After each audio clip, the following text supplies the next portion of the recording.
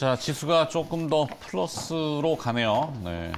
일단 미국의 주가지수 선물을 이렇게 참고하시는 분들이 있는데 아시아에서 거래되는 거는 전산 거래고 그건 뭐 큰 의미를 두지는 않습니다. 본장이 열려봐야지 하는 거고 이 미국 주가지수 선물은 지금 외국인들이 거래하는 게 아니고 네. 하여튼 그렇다는 거. 자, 그러면 또 좀 한숨을 골라서 고르고 큰 그림, 밑그림을 좀 파악해야 되는데 가치주를 찾아라 주제입니다. 유한타증권 압구정본부점 엄태은 차장 나와 있습니다. 어서 오세요. 네, 안녕하세요. 네. 자, 좀 원고를 쭉 훑어봤는데 쉽지는 않은 주제예요. 네. 자, 근데 쉽게 풀어주셔야 될 것 같은데 지난해 이 탈세계화 바람, 뭐 국제 공조라는 게 다 깨졌죠. 전쟁도 일어나고. 그죠? 맞습니다. 네. 글로벌이 이제 각자 도생, 뭐 우리가 흔히 쓰는 말로 각계 전투, 알아서 잘 살자. 네. 그죠? 자, 이런 흐름들이 있는데 이런 달라진 환경에 투자 방향성을 또 변경해야 된다라고 이렇게 준비를 해오신 것 같은데 먼저 결론부터 들어볼게요. 그래서 관심되는 기업, 종목. 기업이 기술주에 투자하자라는 게 큰 포커스라고 보시면 돼요. 기술주에 투자. 기술주, 하이엔드 테크 기술에 투자를 하자라는 게 제 생각이고요. 네. 그동안에 제가 한 8주 동안 말씀드렸던 뭐 메타버스라든지 그리고 AI, 뭐 로봇, 저위도 인공위성, 저궤도 인공위성. 저궤도 인공위성 등등등 모든 것들을 보면 왜 이쪽이 이렇게 핫할까라는 생각을 하면 결국에는 이 글로벌리제이션에서 탈세계화로 가고 있는 데서의 기술 패권 전쟁이 일어나고 있다라고 저는 보고 있어요. 우선은 지금은 미국 쪽이나 글로벌리하게 경기 침체 아니면 연착륙 등에 대한 이야기들이 많이 나오고 있는데 탈세계화가 진행되면서 경기 침체라는 것을 맞이하는 첫 번째 국면인 것 같아요. 한 50년 동안 이런 경우는 없었죠. 보통 세계화로 이루어졌고 경기 침체가 되면 세계화 공조를 통해서 다시 경기를 살리고 돈을 풀고 하는 방향이었다라고 하면 지금은 경기 침체가 우려되는 상황에서 탈세계화가 진행되는 과정. 그러니까 한 4, 50년 동안 처음으로 맞는 투자의 환경이다라고 보실 수 있을 것 같아요. 네. 일반적으로 우리가 50년 동안 경험해보지 못한 투자 환경이기 때문에 조금 어려울 수는 있겠다라는 게 제 큰 틀이고 여기에 그러면 무엇을 보실 것이냐 네. 라는 결론부터 것은 오늘은 네. 서두에 딱 받고 가려고. 그래서 기술주를 보자. 방금 말씀드렸던 8주 동안 말씀드렸던 그런 네. 섹터들이 결국에는 답이다라고 말씀을 드리고 싶어요. 경기 침체에도 불구하고 만약에 일어난다라고 하면 경기 침체에도 불구하고 정치적인 논리에 의해서 일부 첨단 기술 분야에서는 오히려 투자의 기회가 확대될 수 있다라고 보고 있고 탈세계화라는 거는 기존의 그 구조에서 변화가 되는 거지 않겠습니까? 네. 그러면 경제 구조를 재편하는 과정에서 재편을 위한 투자가 일어날 것이고 그 투자가 일어나는 곳에 투자를 한다라고 하면 좋은 결과가 있을 거다라고 보는 게 제 입장입니다. 그 투자의 그 탈세계화의 세 개의 국가들이 있죠. 중국, 미국. 보통 이 두 개였는데 이번엔 사우디가 들어오는 걸로 보여집니다. 세계화에서 최대 수혜국은 한국이었어요. 근데 그러면 반대적으로 탈세계화 시대에는 한국에는 리스크가 있는 것이냐? 라고 생각하실 수도 있는데 물론은 큰 틀에서는 그럴 수도 있지만 아주 어떤 섹터 내에서는 그러니까 중국 시장이 글로벌리하게 큰 MS를 갖고 있는 시장에서는 탈세계화이기 때문에 한국 시장이 그 중국 시장을 먹어 들어갈 수 있다라는 관점으로 보신다라고 하면 대표적으로 중국의 CATL이라고 하는 2차 전지 배터리 1위 기업이었죠, 전 세계. 그 기업들의 MS를 누군가 빼앗을 것인가라는 거죠. 한국 기업에서는 네. 2차 전지가 강했던 근간에 이러한 이유도 일어나지 않을까라고 보는 거고 로봇을 말씀드렸는데요. 중국 그리고 러시아가 좀 같은 편에 쓰는 느낌이고요. 그렇다고 하면 탈세계화에서 중국이 미국이랑 빠져나간다라고 하면 선을 일정 부분 긋는다라고 하면 중국은 전 세계의 공장 아니었겠습니까? 네.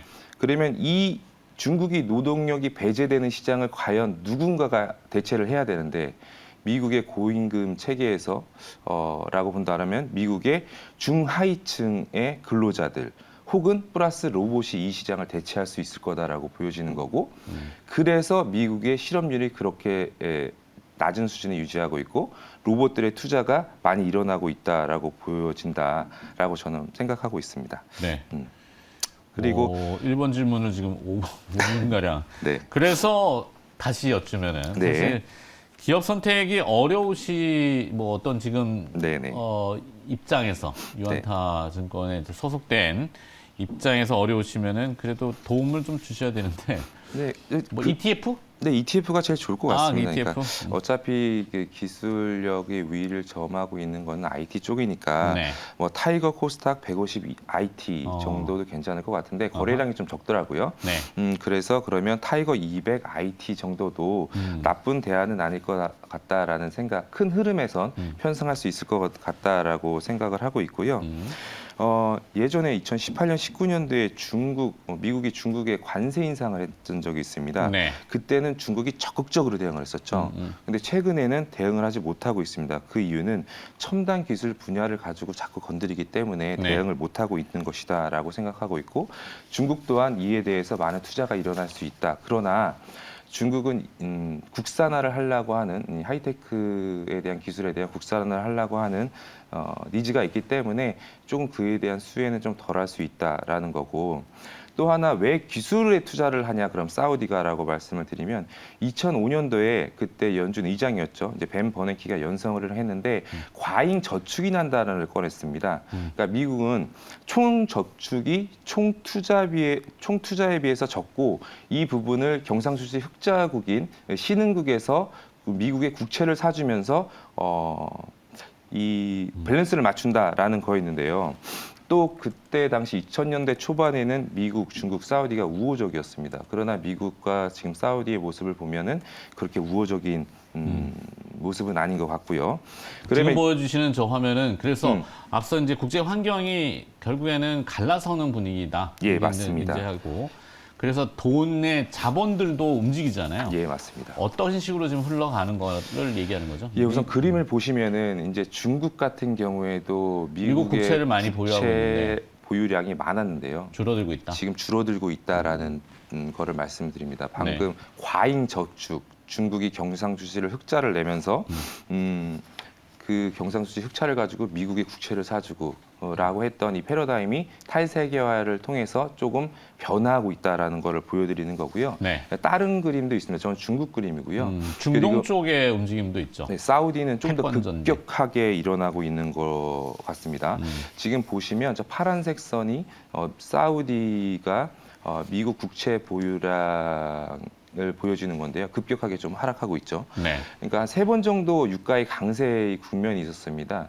그때는 시아파, 순위파의 그 어떤 종교적인 싸움으로 인해서 국제 유가가 올랐기 때문에 그때는 좀 디펜스에 좀 많이 투자를 했다라고 하면 2000년도에 금융위기 이후에는 국채에 많이 투자를 했는데요.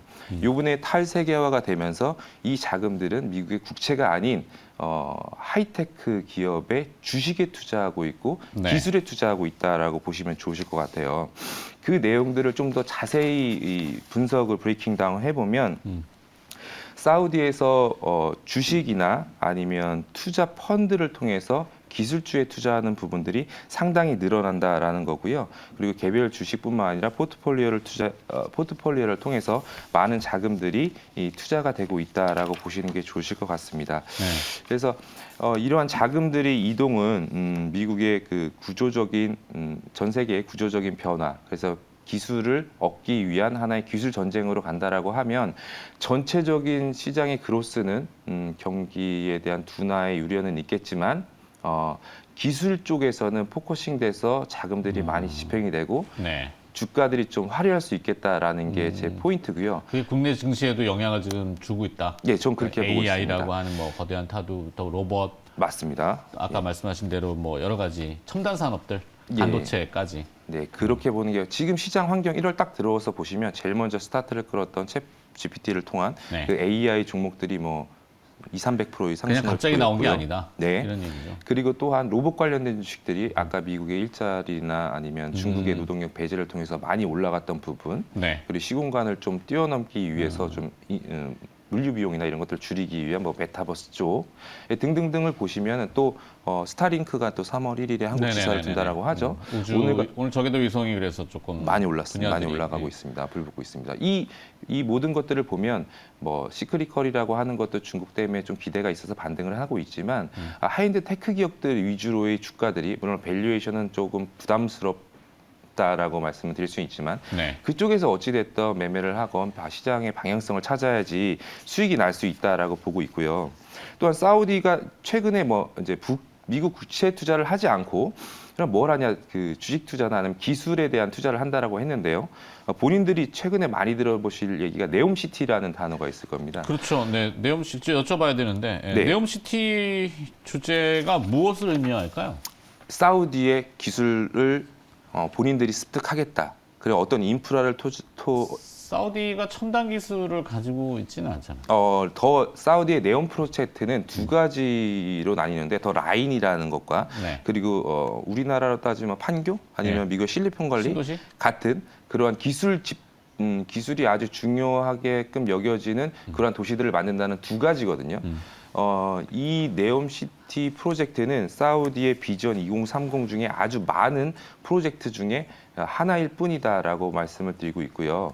그럼 사우디가 최근에 뭐 조비 에이비에이션이라든지 아니면은 여러 가지 기술 하이테크 기업들을 사우디에 초청을 해서 우리랑 같이 해보자라고 하는 제안들을 많이 하고 있고 그러한 기술들을 습득하려고 하는 많은 노력들은 미국 국채에 투자하지 않으면 어디엔가 투자를 하지 않겠습니까? 네. 그 일환으로 하나 보시면 되실 것 같고 한 비전 2030의 한 9개의 프로젝트 중에 네옴시티에 포함된 뭐 더 라인이라고 하는 프로젝트는 한 가지뿐이 되지 않기 때문에 네옴 프로젝트 하나만 보면은 좀 오히려 사우디 쪽에서의 투자의 기회가 낮아질 수 있다라고 보는 거고요. 방금 금융수지 계정을 보시면 저 빨간색 성이 포트폴리오 투자라고 보이실 겁니다. 네. 예전에는 국채 투자가 주로였다면 빨간색 선이 가파르게 좀 올라오고 있다라고 보시면 좋으실 것 같습니다. 그리고 자, 조금 정리를 하고 가야 될 것 같아요. 네. 너무 연달아 가면은 자, 개념 정리가 어쨌거나 갈라서기 이거는 뭐 자타가 공인하는 현상이고 그런 와중에 이제 편가르기. 네. 자, 그러면 이제 중국이나 중동이 가지고 있던 미국 국채 일종의 자본의 볼모죠. 네. 그거를 줄여가는 가운데 누군가는 받아줘야 되잖아요. 네. 그러면 아시아에서는 일본과 우리나라와 일본, 그죠? 전면적으로. 그러면 서로 이제 그 중요한 부분들을 끌어안기를 해야 되잖아요. 네. 자기 편화시켜야 되니까. 완전히 갈라설 수는 없는 거니까. 중동이 지금 말씀하신 네옴시티를 주재하면서 표면적으로는 우리나라 K 컨텐츠, 엔터 산업에 지금 국부펀드가 손을 내밀었잖아요. 네, 게임도 들어오고 있어요. 하지만 그 이면을 보면은 거기엔 첨단 산업이 또 종합되어 있잖아요. 네. 같이 이렇게 뭉쳐서 끌고 가려고 하는 네. 뭐 느낌은 좀 그런 것 같다. 네, 그렇게 일단은 정리를 하고 네. 이게 정리가 안 되면 저기에 대해서 자 하여튼 자본이 그런 식으로 노리고 있는데 우리는 무엇을 해야 될까? 이게 또 주제가 될 텐데 우리는 해외 투자도 좀 이렇게 막 하잖아요.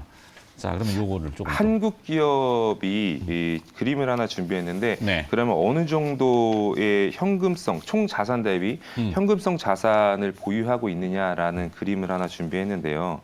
지금 그림이 가파르게 올라오고 있다라는 걸 보실 수 있는데 그거는 뭐냐면 어제 기사에도 삼성전자가 150조 정도의 현금을 보유하고 있고 투자를 할 수 있다라는 톤의 내용이 나왔거든요. 네. 예전에는 아시아가 좋았다라고 하면 이제는 그러니까 아시아에서 미국 쪽으로 좀 투자 자금이 많이 이동하고 있다라고 보시면 좋으실 것 같아요. 실질적으로 우리나라 대기업들도 IRA 법안 이후였겠지만 많은 자금들을 북미 시장에 투자하겠다라고 발표를 한 이유도 미국 시장에서 얻는 답을 찾아야 된다라고 보고 있고요. 어떤 정치적인 색깔 쪽에서도 지금 현재는 중국보다는 미국 쪽이 조금 더 합리적이지 않을까라고 보고 있습니다. 그래서 한국조차도 이제 캣패스를 투자할 준비가 충분히 되어 있는 현금들을 마련하고 있기 때문에 이러한 투자들이 일어난다라고 하면 어떠한 그 기술주 내에서 뭐 장비라든지 아니면은 어떤 기술 높은 하이엔드 기술을 갖고 있는 종목들 아니면은 뭐 ARA라든지 로봇이라든지 이러한 어떤 네. 스타링크라든지 등등의 기존의 전통 산업을 말고 기술 패권을 갖기 위한 사우디, 중국, 미국의 싸움이라고 하면 이런 기술주 위주의 투자를 하시는 게 합리적이지 않을까라는 오케이. 톤으로 말씀드리겠습니다. 네. 자, 타이틀은 가치주를 찾아라는데 어떻게 느낌은 성장주 쪽에 포커스가 된 것 같아요. 성장주도 뭐 가치주가 될 수 있으니까. 자, 그래서 ETF 쪽을 좀 집중적으로 보시고 종목 선택이 어려우면 네. 이렇게 정리를 하겠습니다. 네, 감사합니다. 자, 유한타증권 압구정 본부점 엄태은 차장이었습니다. 고맙습니다. 네, 감사합니다. 네.